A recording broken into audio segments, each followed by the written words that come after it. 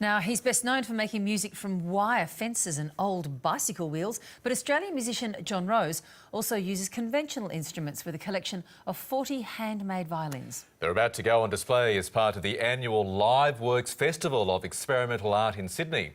Our reporter Mark Reddie caught up with him.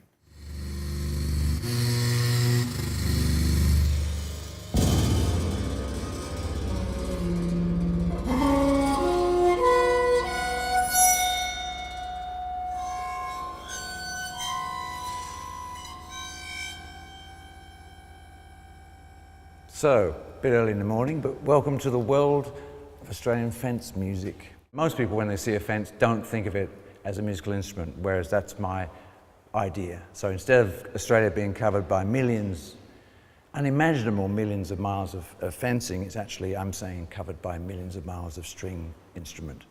And you just got to get out there and play it.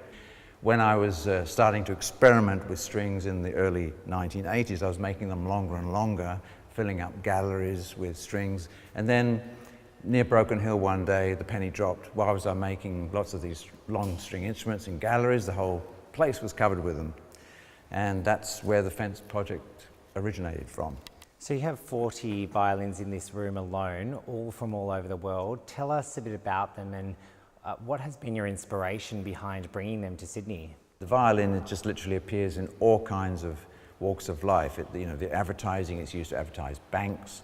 Behind me, there's the front cover of Playboy magazine with a naked violinist. Features in religion. It comes into our contemporary and historical culture as this icon, and probably because the original shape, we're talking about the shape of a figure, notably a woman's body, and I think that's what makes it, blood and flesh, if you like.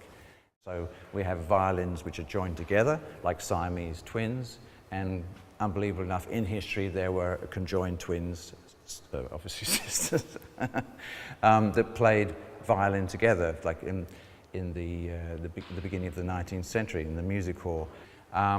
To revert back to the notion of what's Australian about this, I have a violin over on the other side that's a wheeling violin. So ordinarily when we think about music, we measure it in terms of volume of sound or duration. So I wanted to make an instrument where you could measure music by distance.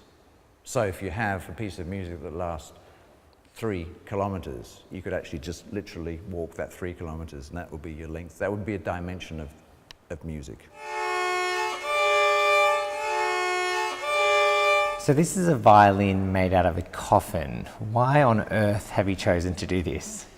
Well, Mark, the people in the trade, i.e. violinists, with the old style violin cases, they always used to be referred to as coffins.